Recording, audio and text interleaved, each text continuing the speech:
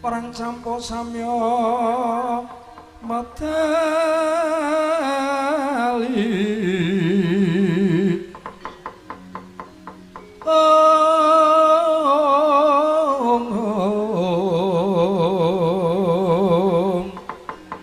lir tatit welating koto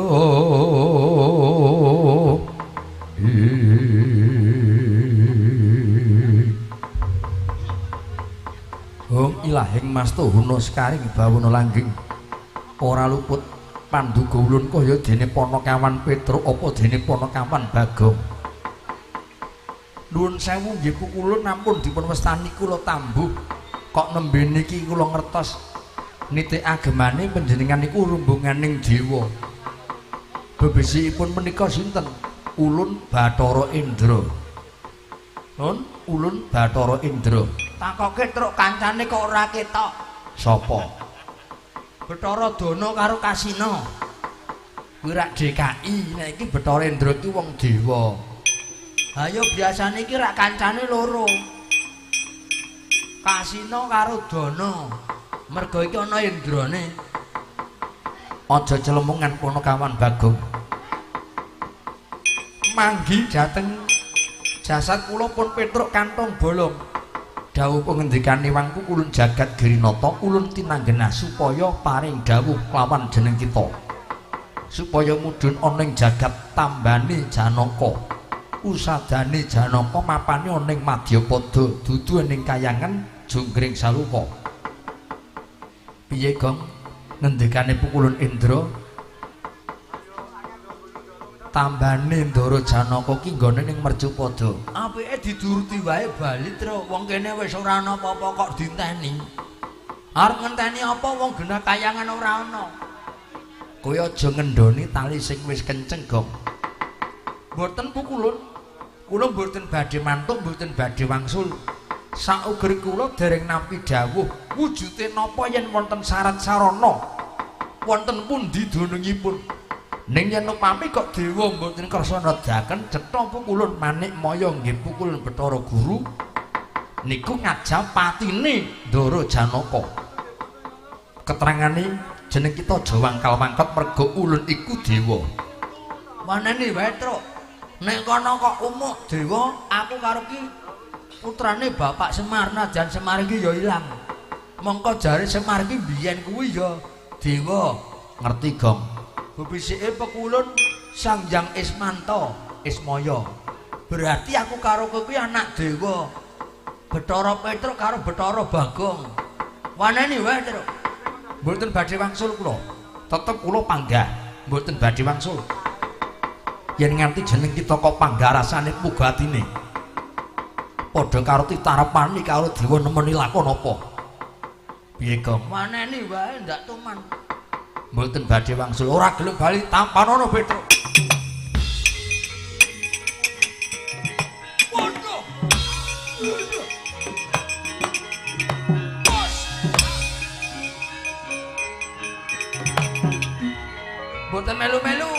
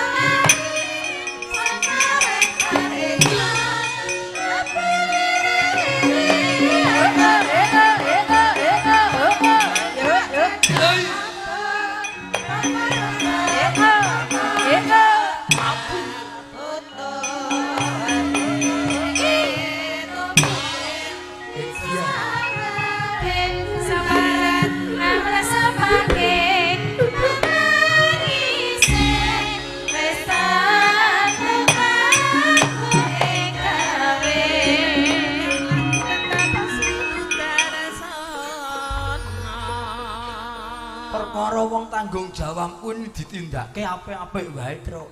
Ning perkarane kowe kuwi adepan karo dewa, aja main-main. Dewa kok diwaneni, mongko kowe menungsa kok iku titah lho, Truk. Dewa kuwi panutane urip. Menungsa kok wani karo dewa, wo kelakon kualik jagatmu kowe. Sing kandha mau kon maneni ning mburi sapa rak sing kandha kowe. Maneni wae Truk ndak tuman ya ora. Kene wong tuwana maneni karo dewa nindakake tanggung jawab tekan ndata malah kowe ngluputke maido karo aku. Mugana ki dipikir mangsa iku dewa, ora mangsa semblekengan nek mung trima mangsa karo bangsa Durmagati kuwi gampang, mangsa karo dewa. Gong. Sing baku aku tak njaluk rasamu. Rasaku ora tak dol. Sing tak karepke iki ngene, padha-padha dene ngrasake aku lan kowe dadi utusane Sinuwun Puntadewa. Nek ana mulyane ana kepenake ya disangga bareng dilakoni bareng. Nek ana larane ya aku karo kowe ngrasake bareng. Nek aku karo kowe wong loro-loro bareng, terus sing ngarep nambahke sapa? Upama kok mati ya bareng-bareng dilakoni aku karo kowe. Nek aku mati kowe mati sing arep mendem sapa? Terus karepmu sing mati kowe wae, lah mengko sing nguruki aku. Nek sing lara kowe mengko sing nambahke ning rumah sakit Citrawardaya kuwi aku. Lha nek ngono kuwi jenenge kowe ngece. Kowe ora gelem belani karo sedulur. Aku ora wis kandha. Bagong kuwi angele nesu, angele murka. Aku gelem nesu nek ana wong elek-elek bojoku. Nek ora tetep aku isih panggah, imanku isih kukuh kuat. Ya, titeni wae. Pukulun nuwun sewu kepeksa kula wani kalih paduka pukulun.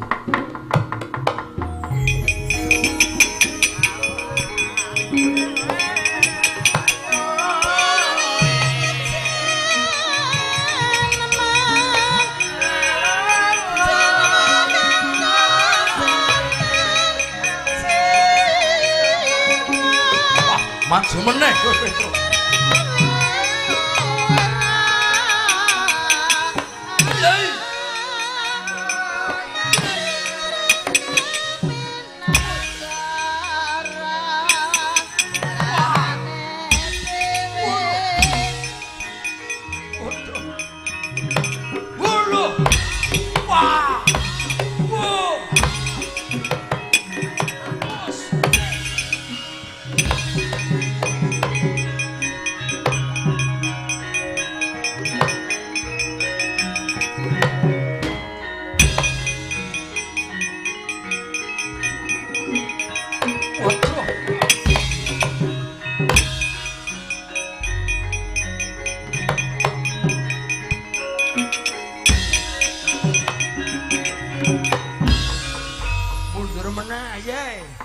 Waduh cilaka Gong. Mau pukulun Indra wis mundur, saiki kadange dewa sing maju. Nek ora kleru pukulun Bathara Sambu. Oh, Sambu mrene ya, Truk. Bathara Sambu kok Sambu. Nek Sambu ki ning hukuman. Njaluk tulung Gong. Rewang prihatin, aku dibantu. Aku wis kandha, Bagong ora bakal nesu lan ora bakal ngamuk. Waton bojoku ora dielek-elek. Nek bojoku dielek-elek mergo bojoku cantik, jangan tanya nanti. Wong bojomu genah sikile burik kaya ngono, mongko mlethek-mlethek kok dialem. Bono ki yo sing ayu ki apane coba. Mongko nek jarike dibuka kowe ngerti Gong. Bojomu ki bokonge iki, wah gudhike pirang-pirang. Wah, cengelmu kowe ngelek-elek bojoku kaya ngono. Wah.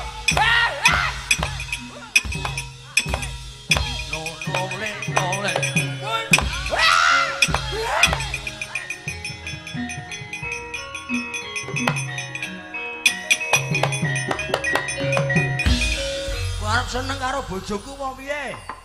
Kok saiki tekan gone malah kowe ngelek-elek bojoku, jare sikile mlethek-mlethek, bokonge akeh belange. Berarti nek ngono aku curiga karo kowe. Kowe tau weruh bokonge bojoku ya ora? Ning ndi kowe weruh bokonge bojoku? Apa pas bojoku ki ucul-ucul nganggo jarik kowe buka lawang ya apa piye? Saiki ngaku wae. Nek pancen arep seneng karo bojoku gak masalah. Ning utangku BRI kae lunasana. Aku njupuk mobil najan kae mobil bekas ning isih utang. Yo disarutang. Ninggal anak loro kembar disekolahke mongko delok meneh do arep bojo. Kowe dadi tanggung jawabmu. Piye? Ngene ya, Gong. Aku le kandha ngono ki supaya kowe iki nesule ngesura karo aku ning karo kono.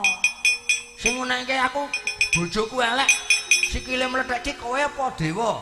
Sing kandha kuwi aku. Lah ya wis sak trepe. Nek kowe ajar tak antel wis pas mergo sing nguneke elek bojoku iki kowe. Kowe urung ngerti ya, bojoku nek gelem dandan nadan umure 52, wah, kinyis-kinyis.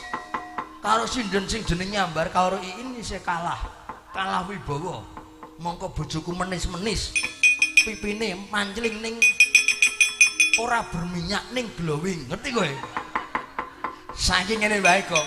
Nek kowe ora gelem bantu karo aku, ora wani tanding karo dewa gecek ndasmu. Yo nyambut gawe. Oke.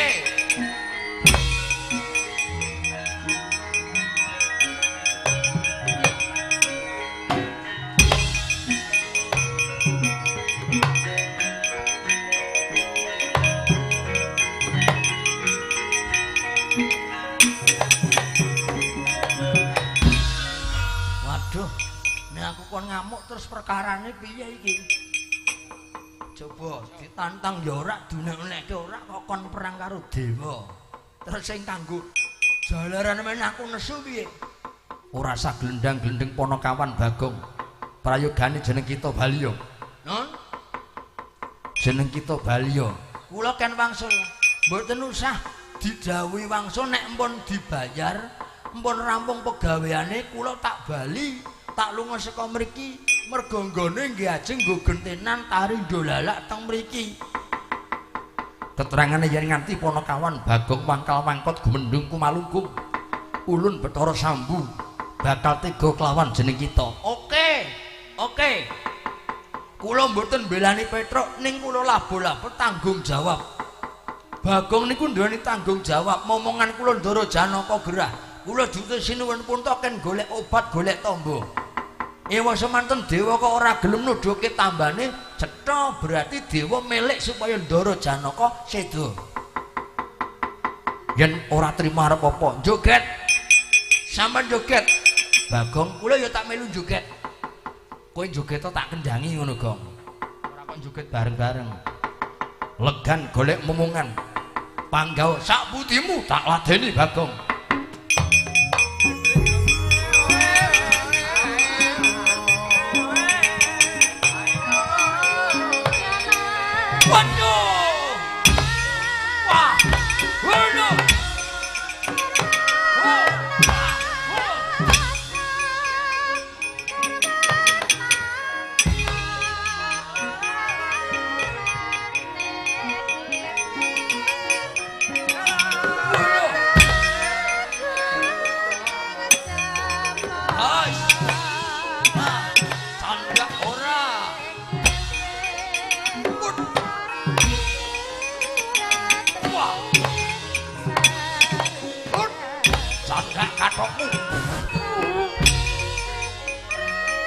Apakmu kapan kowe? Waduh. Kurang ajar.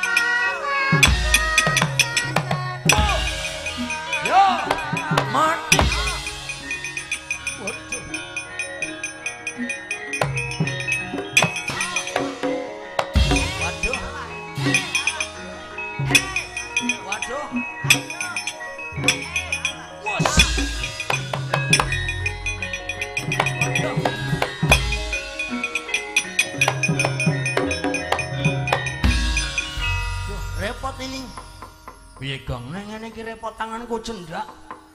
Mungsuh iso tak candak ning arep tak kepel, tanganku mburi ora gaduk, Cuk. Ayo budidaya usaha Gong usaha.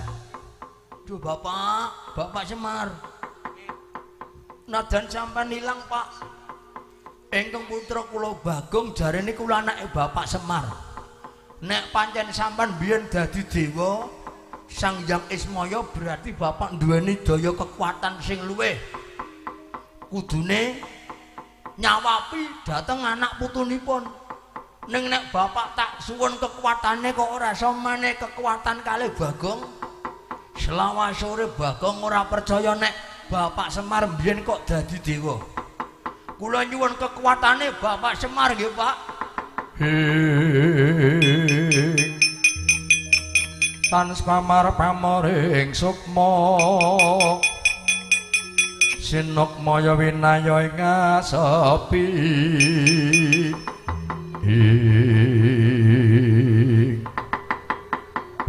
demi milambene iki Lurah Bagong ngatungaken asta nyuwun dhateng panguwasaning Gusti sambat dhateng Ki Lurah Semar Badranaya nadyan ta murca tanpa taliwara. Aja dupepono kawan najan watake gejol marujul parandene jujur atine temen tumindake nengenke marang kautaman mila najan wujud pono kawan katarima nggenipun modhah dhateng panguwasipun Gusti ingkang hakarya loka sanalika ana daya luweh manjing mring raganipun Ki Lurah Bagong lap ical saking pandulu sanalika ilang wujuding Ki Lurah Bagong salah kedaden dadi Raden Sencaki.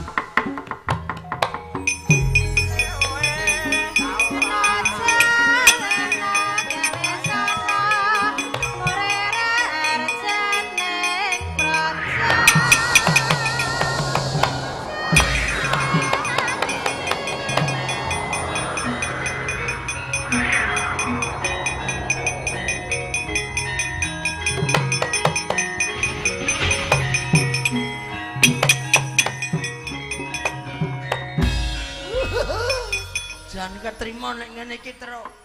Ha, kala mangsa iki ora mung wujud elek, kala mangsa iki ya dadi wong sing bagus. Manisa umuk. Raden Sencaki. Satru Garbowinata, Garboruji. Satru Garboruji. Pukulun. Pukulun Bathara Indra. Pukulun Bathara Bayu. Pukulun Bathara Sambu. Satru Garboruji Sencaki ladenana pukulun.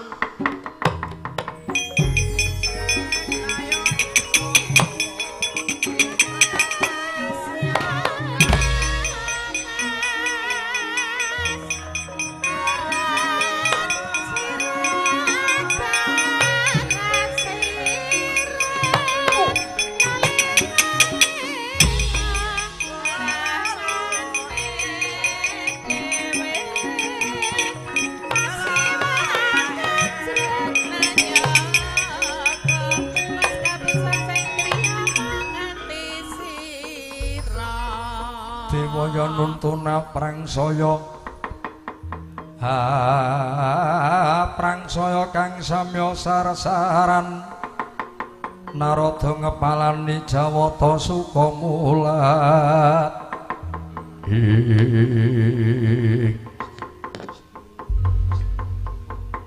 Hong ilahing mastuhuna sekaring bawana langgeng ilangi Panakawan Bagong kok ana wujud jeneng kita Sencaki. Inggih, dasar kepara nyata pukulun. Kula ingkang wayah Satru Garboruji Raden Sencaki nggih Raden Patmanagara. Paduka sinten? Ulun Bathara Sambu. Nek wujude mono Sencaki. Blegere Sencaki ning ora pangling swarane iku kaya dene swarane Bagong. Sakniki niku wong iso Mancala putra Mancala putri membo-membo nirokke swarane wong pirang-pirang. Mila pukulun ampun gumun nggih kalih kemajuaning jaman. Wong lanang iso nyuwarake wong wedok iso nyuwarani wong lanang. Lan menungsa iso nirokke swarane Satuwana. Oh, niku swarane gajah. niku suarane kewan. Ho ho ho ho. Nah niku suarane kirik. Mila pukulun mboten perlu ulap lan ampun bingung merga napa kemajuan jaman pukulun. Saya suwi saya bener panduga ulun. Merga ucape celomongan kaya wong edan. Bagong. Dalem pukulun. Prayogane aja melu-melu kita mudhun, mboten badhe mandhap. Awit kula teng mriki Satrunggar Burji nderekaken bendara kula. Inggih menika sinuwun Prabu Bathara Kresna. Yen kita kok nderekke Kresna, ana ngendi Kresna? Nun? Kresna ana ngendi? Nembe mawon tumbas es teh. Mila kula wonten mriki nengga sinuwun Prabu Kresna. Paduka yen mboten saged maringaken jampi duka wujudipun menika menapa? Kula mboten badhe wangsul. Ning yen upami paduka maringaken nusada sinasa wujude namung godhong gandul dipun bebek. Badhe kula tampi pukulun. Monggo mestakamu Bagong.